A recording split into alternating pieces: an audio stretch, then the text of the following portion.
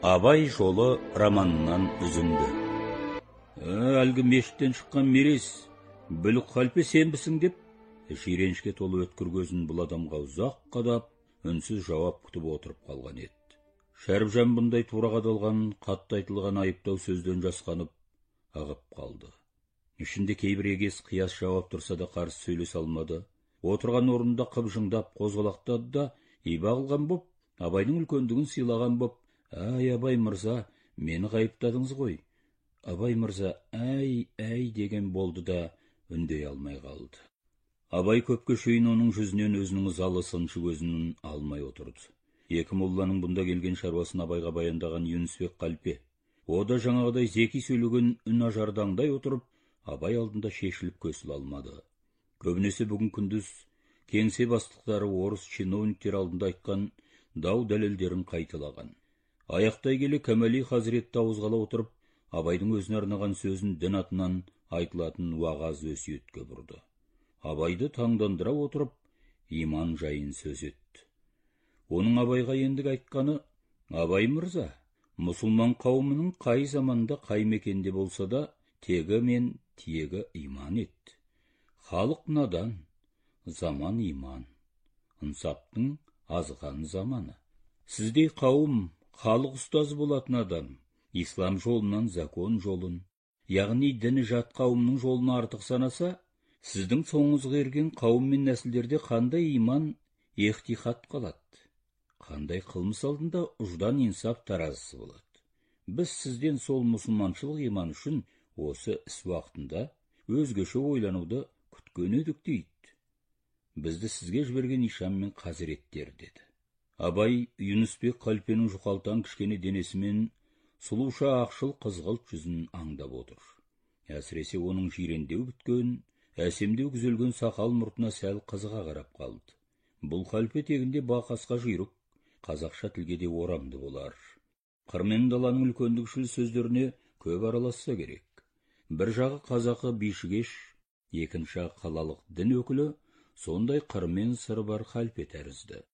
Ол Абайды мұсылманшылық дін жағынан түп қазығынан сынайды. Тығырыққа қамай соқтыққан тәрізді. Бүгін болып жатқан даудың анық терең тамырын ұстап алып, сол жерден бұғалық тастамақ сияқты. Абай әуел қалпенің орамдылығын сәл тамашалай түсті де, енді біраздан мысқыл аралас бір ажуан ойлады. Бұл қалпеге өз қатаң үнмен сөйлесе де өнінде мысқыл бар. Осы кезде Абай сөйлей бастағанда, әкесінің шақыртуымен келген Әбіш үйге кіріп сәлем берген еді. Абай оның сәлемін алмаса да үнсіз ғана қабылдап, өзінің оң жағынан төменірек орын нұсқады. Сабыр етіп отыра тұруын аңғартты. Сөйтті де жаңағы қалпеге бұрылған алғашқы бет ажарын сол күйінде сақтай отырып, сөйлей жөнелді. «Сіз, дін адамдары, осы қаланың қазірет ишан ғұламалары, осындай жайға өздеріңіз араласуды шарт қажет деп біліпсіздер. Айтайық, оларыңыз жөн болсын. Бірақ осындайда ынсапты, ұжданды, ар иманды несіне ауыз қалып, көмей толтыра көптіре сөйлейсіздер? Неге рия мен екі жүзділікпен сәттің арасында жүз құбылып, жалған жолда жүресіздер?» деді. Абай сұрауларының салмағы бата бастаған Юнусбек қалпе жүгінген қалпында жорғақтай түсті.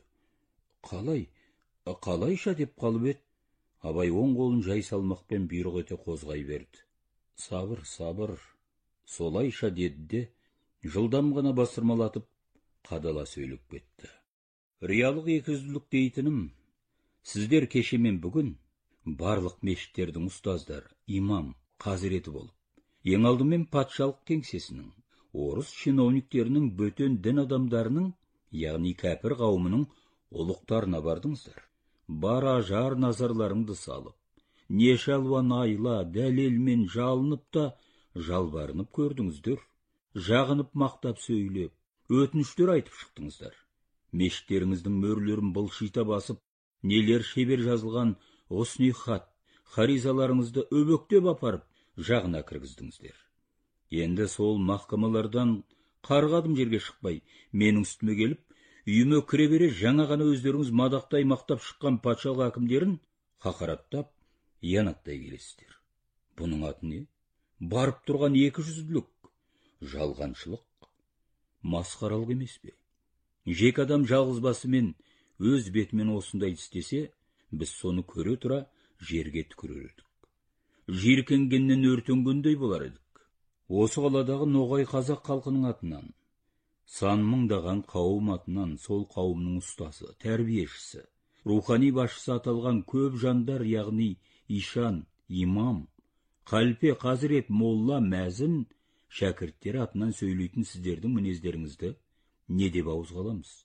Қайтып жиренбей ренжімей атаймыз.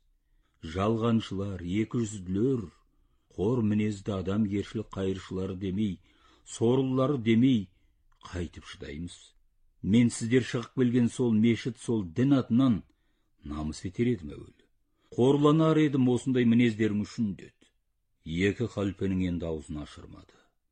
Үстеріне олардың өздері айтатын жаһаннамның жахилдерге шашылатын әділ ғазап отын төккендей болды.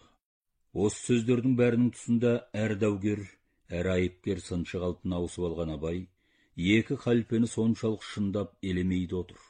Сондықтан бұның қыры көп кесек мінезіне қазір үнемі бір мысқыл жерлегіш ажуада ұдай араласа отырды. Әбіш көлденеңнен қарайды.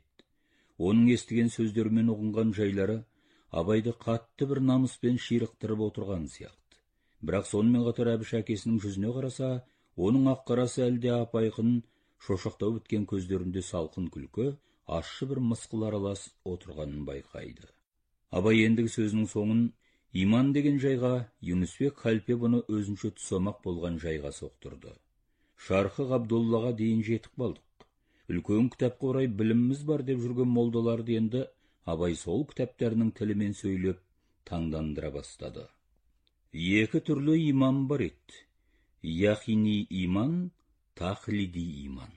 Жұртқа сол иман атымен өсиет, хүкім айтпақ боласыздар. Осы отырған екеуіңізді мен не дейін? Яхини иманы бар деуге, сіздерде ғылым жоқ. Тахлиди иманы бар деуге, әуел өздеріңізде беріктік жоқ. Яғни я алдағанға, я азғырғанға, я бір пайдаңызға қарай дарқал осы сағаттың өзінде ақты қара деуге, қараны ақ деуге, өтірікті шын деуге әзірсіздер. Сол терістіктердің бәріне ант етуге әзір отырған сіздерді не дейміз? Жоқ, бүгін мынадай даумен пәле шығып тұрған шақта, қылыш үстінде серт тұрмайды десеңіздер, Құдай тағаланың кешпес күнәсі жоқ десеңіздер, сіздерден не күтейік? Патша әкіміне кіргенде тағзым ете жалынасыз, жалған айтасыз. Үйге қайтып киізші сейсекедей байға барғанда, бет сипап, фатиха қыла отырып, жаңағы өзіңіз кірген ұлықты қиянаттайсыз. Маған келе бере, жаңа ғана өзіңіз екі жерде екі түрлі жүз көрсетіп, өздеріңіз сатып қорлап келген иманды маған қарсы құрал етесіз. Қылыш етіп суырасыз. Яғни менің қолыммен қазақтың онсыз да қорлық астында қан жылап, сор кешкен бейшара қызын дарға астырмақ, қанға былғатпақ боласыз. Солай ма? Осылайша иманы мен арын саудалап жүрген сіздердей жандардың, сіздерді жіберіп жұмсап отырған иман ұстаздарыңыздың жалғаншы, қиянатшы жүзі құрысын демеске не шарам қалды? Барыңыз, жөнеле беріңіз. Менен осыдан өзге естір сөз алар сыйларыңыз болмас деп, соңғы сөздерін бұйрық ретінде айтты. Екі халпені өз алдынан айдап сала сөйледі. Абайдың ашуын бағып тез қимылға әзір отырған Баймағамбет енді халпелер бір-біріне қараса бергенде, өз орнынан атқып тұрып оларға жол бос дегендей, қаусырма есікті кеңінен ашып жіберіп тұра қалды. Бұл да барыңдар сол сыйларыңмен деген тәрізді. Енді біразда Абай жаңағы ызалы қалпын басып, шарасына түскен шақта қағаз қарындаш ұстай отырып, осы жаңағыларға айтқан дауымның кейбірін мен қағазға түсірсем керек деп, биылғы күз бойында өзі көп оралып жүрген еңбек жайын айтып еді. Әбіш ол жазуларды Абай үйіне келген сайын оқып кетіп жүретін. Әкесі жазып жүрген еңбектерінен көрінген бір өзгешелікті сұрамақ та, өзінше сынамақ та ойы бар. Енді Әбіш соны айтты. Аға, мен бір нәрсе жөнінен сізден сұрамақ едім де, кейбір күдігімді өзіңізге айтпақта болып едім дегенде, Абай бұған кең бір мейірлі жүзбен қарады. Көптен әке мен бала арасына қанықты мінез, қалыпты әдет бойынша Әбіш кейде әкесін сүйсіндіре, кейде таң қалдырып қуантатын. Әбіш осындай шақта Абайға тосын, оқшау ойлар, соны сөздер тастайтын. Қазір әбіш өздігінен тың сөз бастамақ емес екен, бір жайға іштей күдік етіп жүріп, жаңа соның кейбір себебін оқыс жайда өзді шешкен сияқты екен. Соны айта бастады. Мен соңғы айлардағы кейбір қара сөзден, өлең сөздеріңізден, дін өсиетіне дағдыланған молла ақынның аңғарын байқағандай болатығым. Ойлаушым, осындай сөз үлгісі ағамды оқып, ұғып, жаттап жүрген қазақ қауымның көбіне түсініксіз ғой. Осылай сөйлеудің қажеті қанша екен деуші едім. Жаңағы моллалармен шарпысқан деп әбіш күлді де, сөзіңізге қарағанда сондайлық сөз үлгісінің орны бар екен дедім. Өзінің арналатын адресі бар екен деп, солайша жазуыңыздың себебін түсіндім. Бірақ тағы да айтайын, көңілімде жүрген осы жөнде күдігім әлі айыққан жоқ аға. Жаңағыдай қалпе, молла, қазақ қауымында көп емес. Сирек ұшырайтын селдір ғана топ қой. Солар үшін тіліңізді өзгертіп, түріңізді басқартып, кейде көпшілікке ұғымсыз жайларға жырақтап барудың қажеті бар ма деді, күле сөйлеп. Осындайда әкесіне бар ойы мен сезімін батыл айтатын әдетіне ауысты. Бірақ сондайдағы және бір қалыптанып келе жатқан дағдысы бойынша әкесінің ажарын, өңі түсін аңыстай отырып күліп айтады. Абай баласының майдалап айтса да, туралап сынап отырған әзілқойлық ажарына жұмсақ қарап қоса күлді. Мен олардың арам құлық, жаман қылықтарын айыптаушы сыншы болсам, олардың өзіне ұғымды болатын өз тілдерімен сөйлемеске шарам бар ма? Әбіш әлі де күлді. Жаңағы иман яхини, иман тахлиди, қазақ баласының тілін сындыратын сөздер. Сол себептен келіп жатыр екен ғой. Бірақ бұл олармен жүз көрісіп дауласқан жерде жаңағыдай тұста айтылса да, өзіңіз жазған сөзге еңбекке аз кіретін шығар, солай емес пе?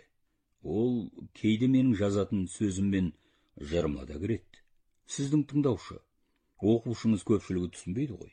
Олар керегінше түсінер. Бірақ мен бүгін өзім жарғыласып отырған мынау топқа айтар сөзімді бұлардың өзінің тілімен айтпасыма болмайды. Қазақ тірлігінде бұлардың қандай орын салмағы бар? Жоқ, әбіш, сен бұл тұста ұшқар айтасың. Олар аз болғанмен әсері мол, кесірі көп жұрт. Осы күзден бері екі үлкен істің тұсында бұл топтың надандығы мен зұлымдығынан жиренудің үстіне олардың қазақ халқын, әсіресе осы қала жұртшылығын қаншалық үлкен улармен улатып, сорлатып жүргенін көрдім. Ол көпшіліктің өз надандығы емес пе? Қырда да сол надандық бар ғой. Олай ғана емес екен. Қала өнер орны, білім жарғының көп-көп айтасы тиер. Үлкен дүкені, мекені десек, кейде адасады екенбіз. Өйткені мынадай халпелер, мешіт медреселер иесі ишан имам қазіреттер жүрген жерде, оқымаған қала халқы нағыз сорлы, тұсаулы, қамаулы қауым екен. Абай қырдан да, қалада көпшіліктің дүмше молдалардан молырақ залал шегетінін көп таратып айтты. Кейде медресе мешіттен шыққан дағуа болмыс, қара ниет, надан зұлым байлау күмдер, сонша көп халықты сондайлық тез адастырады. Жан түршігерлік сұмдық сорақылықтар дәл осы қалада мұсылманшылық жолын тұттық деген қауым арасында болады. Абай бұл жайды сөйлей келе әбішке жаңа бір сыр айтты. Ал осылар кімге болсын, өз кебін кигізіп, өз тезін ұсынбақ. Мұсылманмын деген сөзге сүйеніп, өздерінің қараңғы нанымдарын іске асыруға кімді болсын құрал етпек, жетекке алмақ. Оны айтасың. Бұлардың бір шеті жыраққа кетіп жатыр. Россия ішінде отырып, сол ватанына халықты жау етіп тәрбиелейді. Жаңағылардың аузынан соның иісі аңқып отыр. Дін қарындастық, кәпірге қастық деген талай үгіт, өсиет бір арнаға сыяды.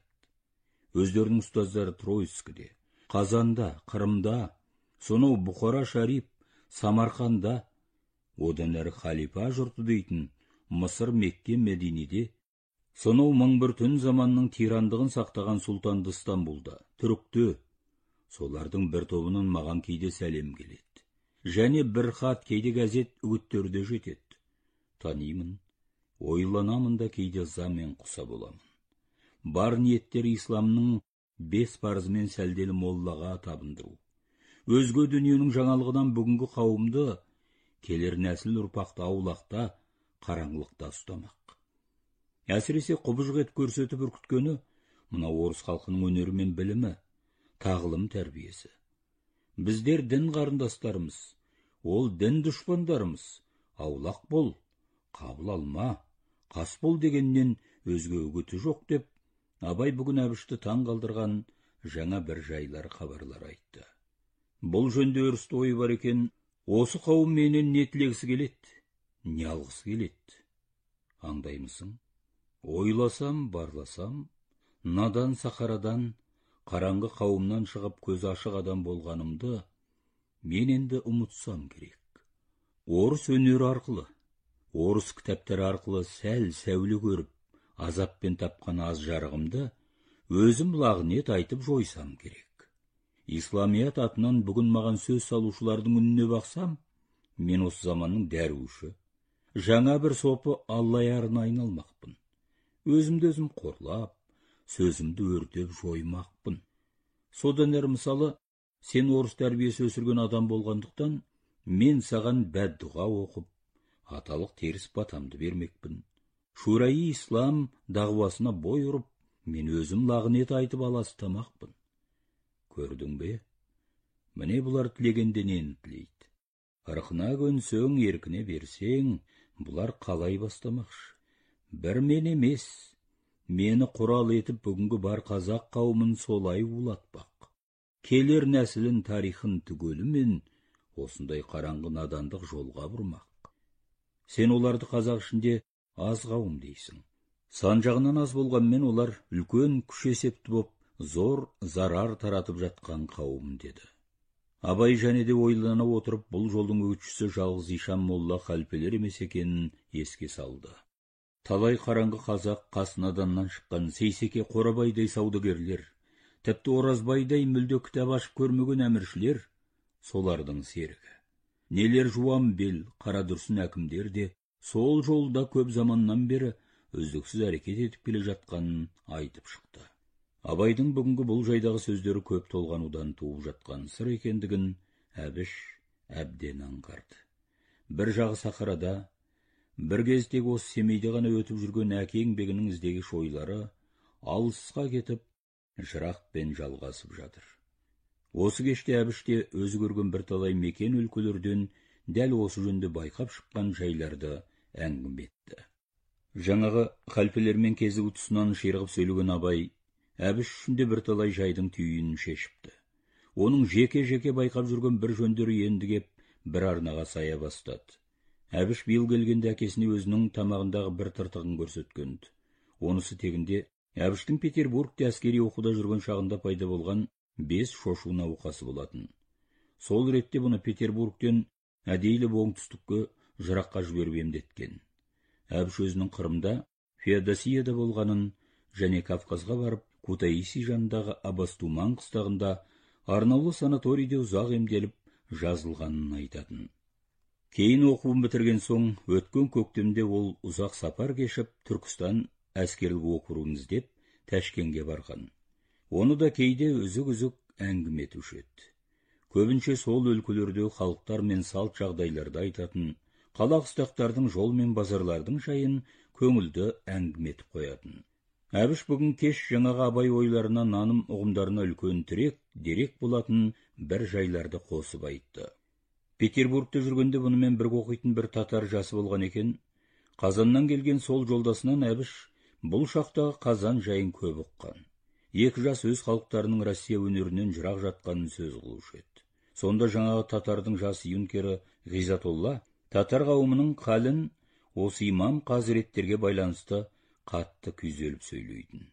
Россияға баяғыда қосылғанына, қоян қолтық келіп күнделікті құшақтаса араласып отырғанына қарамай, әлі күнге татар қауымы мен орыс өнерінің арасында тас қабырға тұрғандай. Сол тас қабырғаны орнатушының үлкені мешіт медреселер ислам фанатизмі. Ол Россия өнерінен қашады, қорқады, тартына түсіп, халық ақылын ойын тұсауға тырысады. Кейін Қырым, Кавказ, Ташкент барған, Түркістанды көрген сапарында Әбіш сол жаңағы өзінің дос татар жасы Ғизатолланың айтқан ащы шындығын көп байқапты. Халық үшін мұңдық, қараңғылық жайды өз көзімен көріп, түгел таныпты. Бәрінде де мешіт, медреселер ықпалы ишан қазіреттер өсиеттері, жаңағы абай айтқандай бүгінгі қауымдарды қасында тұрған орыс школасынан қашырып, орыс өнеріне жауықтырып, өзгеше сенімсіздікте жаулықта ұстауға тырысады екен. Түн ортасына дейін созылған әке мен бала кеңесінің соңында әбіш өзінше бір ойын түйді. Аға, бүгін сіздің еңбегіңіздің аса мәні зор, бір сыры мен шынына жақсы жетіп тірелген екенбіз. Басында мен ойлағандай емес. Сіз шынымен әр кезде сол моллалар айтып жүрген өсиет болмысын сөз қылмай болмайды екен. Олар өсиетінің сыртқы жалған қабыршақ, алдамыш бояуын ашып лақтырып тастап отырыз. Ішіндегі талай заман дертін, қараңғылығын әйгілеп, ашып отыруыңыз аса қажет екен. Соны енді ұғындым, енді таныдым, деді. Сөйте тұра әкесінің тынымсыз ой әрекетіне бас игенде ырзалық білдірді. Сонымен қатар осы биылғы және былтырғы жыл бойларында Абайдың Лермонтовтан зор ықыласпен көп аударған өлеңдерін қолжазбадан жағалай қарап барлап өтті. Бұл еңбектің де ермек емес екенін ойлайды. Анау сәлделі екі халфемен қағысу тегі осында. Өте бір өрісті, өзгеше тартыс іздерін бұнан да аңғарды. Алыс сапарға белгісіз ұзақ мезгілге кетуге әзірленіп жүрген әбішті Абай қимай бірнеше күндей қасынан жібермей жүрді. Мәкен дауының ең алғашқы бұрқ сарқ еткен тасқыны бәсеңдей бере, әбіштің сапарға аттану кезі тақап қалды. Соны білген соң Абай, әсіресе әбішті көз алдынан кетіргісі келмей, өз баласына өзі қызығып, көпшілік жайдан қызғана қарайтын. Қайта оралып кездескенше кім бар, кім жоқ. Соны ойласа әке бала екеуі де биыл әсіресе бар сыр сезімдер мен оңаша болысқан мәжілістерін аса артық көрсетті. Әке мен бала азғана күн ішінде Семей қаласында бір майданда тізе қосып, иыққа иық сүйесіп табандасқан тартыстан өтті. Бүгінгі әңгіменің соңын аяқтай бере Абай соны еске алды. Қарағым әбіш, барласам екеуміздің ойларымыз ғана, арманымыз ғана бір емес. Биыл тіпті майданымызда жақсы қосылған екен-ау. Сені тартыста танығаным қатты бір қуанышым болды-ау, деді. Әбіш Мәкен жұмыс турасында өз әкесінің бұған ырза болғанын жақсы білуші еді. Осы тұста екеуі біріне бірі жақсы жаман десіп, еш нәрсе айтысқан да жоқты. Енді әбіш жаңағы әке сөзін орай өз көңілін алдыңғы күндерде оралған бір жайды білдірді. Аға, сіз мені тартысқа жарадың, майдан көрдің, сонда сыналдыңыз дегіңіз келеді ғой. Ал мен өз өнерім жеткіз дегім келмейді. Қанша дегенмен қырдың қара заңынан, мұсылманның қожа молласының шариғатынан, Россияның заңы адамға мейірімдірек, рақымдырақ қой. Жеке адамның правосын, өмірін, мүлкін қорғаудағы Россияның ережесі әділірек. Олай болмасқа әдді жоқ. Өйтпей Оразбайға не Ақишанға ерсе. Олардың қараңғы қанішер заңына жастар тағдырын тапсырса, Россияның сот орындарын қара басар еді ғой. Қысқасы, бұл да өзіңіз айтқандай қазақтың ендігі нәсіліне Россияның саясы мен панасы басқаның бәрінен бағалы дегеннің айғағы ғой. Соны ойласам, және де Мәкендер ісінде менің өнерім жеңген жоқ. Олардың келетін жеріне келгені жеңді ғой деп күліп қойды. Бірақ жалғыз Абай емес, әбіштей жасты жанындай жақсы көретін іні құрбы дос жаран, жора жолдас бар. Олар Кәкітай, Дәрмен, Мұқа тәрізді жастар. Мағышпен екеуіне бірдей жақын күлдіргі дос, Өтегелді, әнші Әлмағамбет, әңгімеші Баймағамбеттер бар. Бұлардың да мәжілісіне әбіш өз ынтасымен, дағлы қимастығымен бірнеше кешін арнады. Жақында өткен сондай кештің бірі Кәкітай пәтерінде болған еді. Ал бүгін сол жастар тобы Дәрмен пәтерінде, затондағы оның белгілі досы грузчик Әбеннің үйінде болды. Әбен мен Айша жақында Дәрмен мен Мәкеннің отына күйген, күйзеулік тартқан адамдар болса да, Дәрменге деген дос көңілден айнымапты. Бұлардың қонағы бар меймандос кішкене үйінде қазір жалғыз Дәрмен емес, Мұқа мен Әлмағамбетте жататын. Бүгін әбішпен бірге мұнда Кәкітай, Өтегелді ере келген. Дөңгелек стол айналасында отырып кешкі шайды қонақтар іше бастаған кезде, бұл үйге үйреншікті жақын танысы Павлов та келіп қалған еді. Сырттан өте ақырын басып, төргі үйге үнсіз ғана бірақ аттап кіріп жымия қарап барлай тосып тұрған Павловты көргенде, әбен мен Айша көңілдене күлісіп жіберген. Әбен Павловқа аса сыйлас, қадірлес адамындай бейіл белгі көрсетті. Орнынан атқып тұрып, Павловты өз орнына шақыра берді. Әбіште Павловтың келгенін ойда жоқ қымбат сыйдай қабыл алды.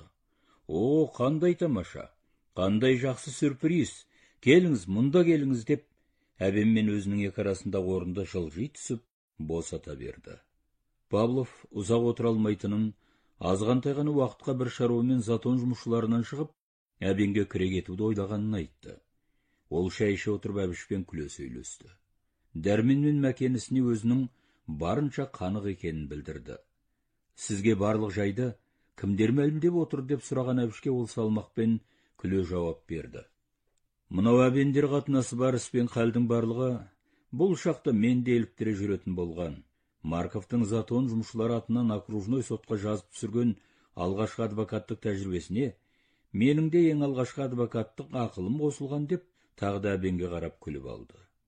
Әбіш ол әрекеттерін алғыспен құптады да, енді бір өзі қызыққан сұрағын берді.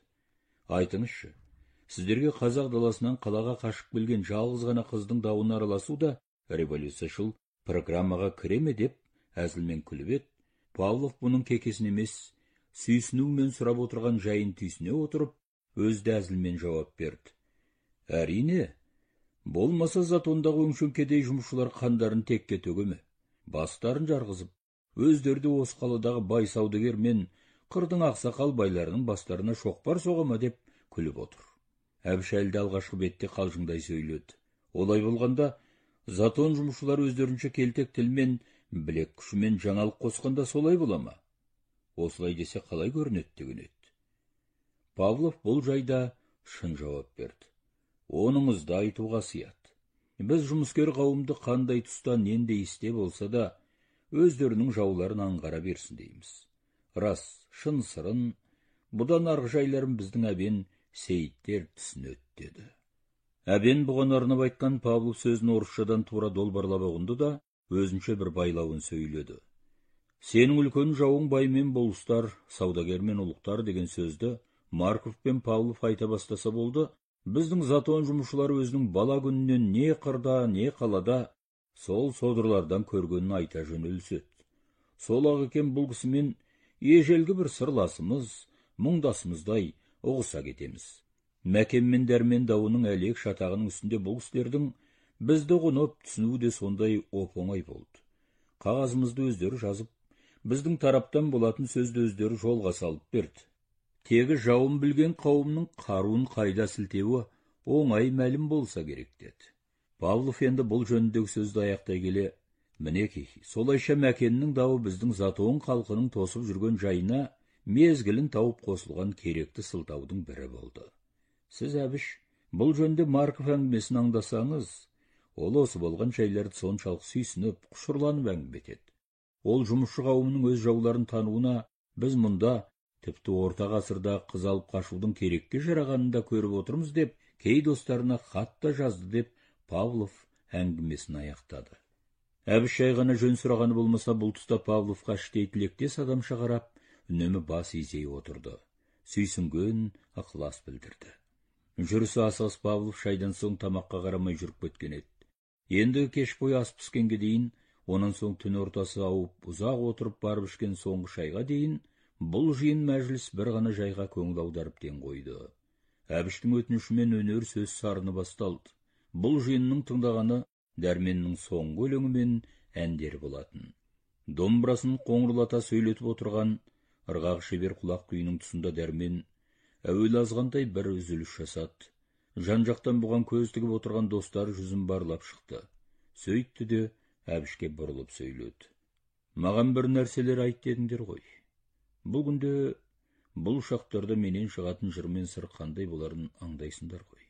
Әлі ешкімге айтпаған, ашпаған іште ғана оралып жүрген ырғақтар бар еді. Көзіме көрінсе тірі болсам, ең алдымен Мәкеннің өзіне елден бұрын айтармын деп ем, Әбіш. Сапар жүріп барасың. Бүгін айтпасам, естімей білмей кетуім мүмкін. Құрметті радио тыңдаушылар, сіздер Абай жолы романынан үзінді тыңдадыңыздар. Оның жалғасын ертең осы уақытта береміз.